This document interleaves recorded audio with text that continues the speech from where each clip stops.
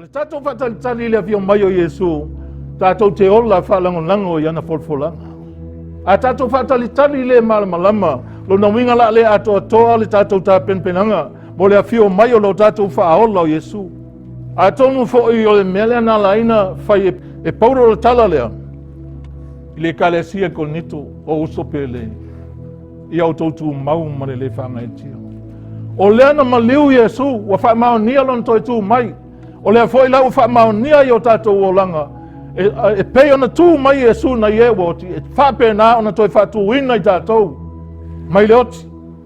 A tātou malamalama ona tātou wola fia lea o ame o mai a te tātou. Tātou te fia. Awa foi nei o tātou fefe pe a o mai le oti a te tātou. Awa uman toi tu Iesu. O lona toi tu. E whaamauti noai o tātou tangata. E toi whatuina foi tātou.